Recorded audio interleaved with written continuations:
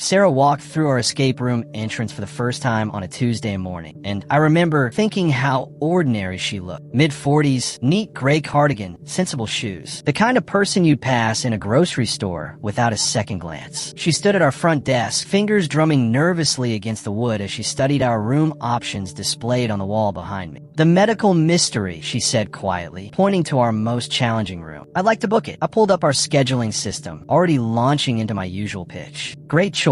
It's our hardest room, only about a 15% escape rate. How many people in your group?" "Just me." I paused, fingers hovering over the keyboard. Solo bookings weren't unheard of, but they were rare for this particular room. It was designed for teams of 4 to 6 people, with multiple puzzle chains that required coordination and communication. Just to let you know, it's really designed for groups. The puzzles can be pretty complex for one person, too. "I understand," Sarah interrupted, but not rudely. Her voice had a distant quality, like she was speaking from somewhere far away. "I still want to try." "Just me." Something in her tone made me stop pushing. I nodded and completed the booking. As I handed her the waiver to sign, I noticed her hands were shaking slightly. She gripped the pen tighter to steady them. "You can book additional sessions at checkout if you'd like," I mentioned casually. "Some people like to come back and try to beat their time." Sarah looked up at me, then really looked at me, and I saw something in her eyes I couldn't quite name. Determination maybe, or desperation. "Actually, could I book it for the next 7 days? Same time each day." That was unusual. Very unusual. But her credit card went through without issue, and technically there was nothing in our policies against it. "Sure," I said slowly. That's a lot of medical mysteries." She almost smiled. "Almost. I need to be thorough." The medical mystery room was something I'd helped design myself. We'd based it on the old St. Catherine's Hospital that had closed down about 15 years ago, the building that now sat empty on the east side of town. The hospital had shut down suddenly amid some kind of scandal, though the details were murky. Something about medication discrepancies and patient complaints, but nothing that ever made major headlines. We decorated the room to look like an abandoned hospital wing, complete with old gurneys, medical equipment from surplus stores, and props that would have looked at home in any medical facility from the 90s. The puzzles involved diagnosing a mysterious illness, finding hidden patient files, and ultimately discovering what had happened to a missing doctor. It was atmospheric and challenging, and I was proud of it. When Sarah arrived for her first session, she was carrying a small leather journal, worn at the edges like she'd had it for years. She held it close to her chest. "Is it okay if I bring this inside?" she asked. "I like to take notes." We normally didn't allow bags or personal items beyond phones, but a small notebook seemed harmless. "Sure, no problem. Your hour starts as soon as you enter." "Good luck." I watched on our security monitor as she stepped into the dim room. Our cameras were positioned throughout for safety and to provide hints if players got stuck. Sarah stood in the entrance for a long moment, just breathing, taking in the space. Then she started walking slowly through the room, but not like any player I'd ever watched before. She wasn't looking at the puzzles. She wasn't reading the clue sheets we'd posted on the walls. Instead, she moved from prop to prop, touching them gently, almost reverently. Her fingers traced the edge of a medication card. She stood for a full 5 minutes, staring at the nurse's station we'd set up in the corner. "Is she okay?" Emma asked, coming to stand beside me at the monitors. Emma had been working at the escape room for 2 years, longer than anyone except the owner. "I don't know," I admitted. "She's not even trying to solve anything." Sarah opened her journal and began writing, her hand moving rapidly across the pages. She wrote while standing in front of the supply cabinet. She wrote while sitting on the edge of the fake hospital bed. She wrote while staring at the old medical charts we'd hung on clipboards for decoration. An hour passed. The timer ran out. The automated voice announced that her time was up. Sarah carefully closed her journal, took one last look around the room, and left without a word. "That was weird," Emma said. "Maybe she's just getting familiar with the space," I suggested, though I didn't believe it, planning her strategy for tomorrow. But the next day was exactly the same. Sarah arrived with her journal, entered the room, and spent the entire hour touching props and writing. She ran her hands along the walls. She opened every drawer in the medication cart, even though none of them contained puzzle elements. She kept returning to one particular spot, the hospital bed where we'd placed a medical bracelet on the pillow as part of the room's set dressing. The bracelet was real, something I'd picked up from a medical surplus store when we were gathering props. It still had a patient name on it, Jennifer Morrison. I'd left it on because it added authenticity, made the room feel more real. Sarah would pick up that bracelet, hold it in both hands, and stare at it for minutes at a time. By the third day, Emma and I were both watching her sessions with growing concern. "Should we say something?" Emma asked. "This isn't normal behavior." She's not hurting anything, I reasoned, and she paid for the time. Technically, she can spend it however she wants. But I was worried too. There was something haunting about watching Sarah move through that room. She looked like she was searching for something or maybe running from something. The way she touched each prop suggested familiarity, like she was remembering rather than discovering. On the fourth day, I decided to check in with her afterward. She emerged from the room looking exhausted, her eyes red-rimmed. "How's it going?" I asked, trying to sound casual, getting closer to solving it. Sarah looked at me like she'd forgotten other people existed. "What?" "Oh, no, I'm not really trying to solve." "Then, what are you doing in there?" She clutched her journal tighter. For a moment, I thought she might actually tell me. Her mouth opened, and I could see her struggling with words. But then she just shook her head. "Remembering," she said quietly. "I'm remembering." She left before I could ask what she meant. "This is getting creepy," Emma said that evening as we were closing up. "What if she's like casing the place, planning to steal our puzzle designs for 7 days? That seems excessive. Maybe she's just really thorough." But it didn't feel like industrial espionage. It felt like something much more personal, much heavier. I found myself thinking about Sarah even when I wasn't at work, wondering what her story was, what had brought her to spend 7 hours in a fake hospital room, doing everything except what it was designed for. The fifth day, Sarah's behavior shifted slightly. She was more agitated, pacing back and forth between the nurse's station and the hospital bed. She wrote more frantically in her journal, sometimes stopping mid-sentence to press her hand against her chest like she was trying to calm her breathing. At one point, she sat down hard on the floor, her back against the wall, and just stared at the ceiling for 20 minutes. "Should we check on her?" Emma asked, hand hovering over the intercom button. "I don't know. She's not in danger. She's just..." I trailed off, not knowing how to finish that sentence. On the sixth day, Sarah barely moved. She entered the room, walked directly to the hospital bed, picked up the medical bracelet with Jennifer Morrison's name on it, and sat down on the edge of the bed holding it. She stayed like that for almost the entire hour, occasionally writing a few lines in her journal, but mostly just sitting in stillness that felt heavy even through the camera feed. "Tomorrow's her last day," Emma said. "Thank God. This is too weird." I nodded, but I felt a strange sense of dread about what the seventh day might bring. Whatever Sarah was working through, it was building to something. The seventh day started like the others. Sarah arrived exactly on time, journal in hand, face pale and drawn like she hadn't slept. She looked thinner than she had a week ago, like this process was consuming her from the inside out. "Last day," I said, trying to sound encouraging. She nodded. "Last day," she echoed, and there was something final in her voice that made my stomach clench. Emma and I both watched the monitors as Sarah entered the room. This time, she didn't wander. She walked with purpose to specific locations, touching specific props like she was saying goodbye. The medication cart, the nurse's station, the supply cabinet, the medical charts. Each touch was deliberate, lingering. Then she went to the hospital bed and picked up the medical bracelet. She held it to her chest, and her whole body started shaking. We couldn't hear what she was saying, but we could see her lips moving, words pouring out in what looked like a desperate stream. And then she collapsed. Not physically fell, but emotionally crumpled. She sank to her knees beside the bed, still clutching the bracelet, and began sobbing. Deep, wrenching sobs that shook her entire frame. Her journal fell from her hands, pages splaying open on the floor. "Okay, now we intervene," Emma said, already moving toward the door. But before we could reach her, Sarah stood up. Her face was streaked with tears, but there was something different in her expression now. Something like resolution or maybe resignation. She picked up her journal, tore out a single page with shaking hands, and looked around the room. She walked to the heart monitor prop we'd set up in the corner, the one that was just for decoration and didn't actually factor into any puzzles. She carefully folded the page and tucked it behind the monitor, pressing it firmly into place like she was making sure it wouldn't fall. Then she set the medical bracelet back on the hospital bed, arranged exactly as it had been, and walked out of the room. Emma and I met her at the exit. Her eyes were red and swollen, but she looked lighter somehow, like she'd set down something impossibly heavy. "Thank you," she said to us, her voice rough from crying. "Thank you for letting me do this. Are you okay?" I asked because it seemed like the thing you were supposed to ask, even though the answer was obviously no. Sarah smiled, and it was the saddest smile I'd ever seen. "I will be," she said. Eventually, she left without another word, and we never saw her again. Emma and I stood in the lobby for a long moment, not speaking. Finally, Emma said what we were both thinking. "We have to read that note. That's a violation of privacy." She left it in our room. in our prop. She had to know we'd find it. Emma was right. Whether Sarah had consciously intended it or not, she'd left that note somewhere we would discover it. Maybe she'd wanted us to find it. Maybe she needed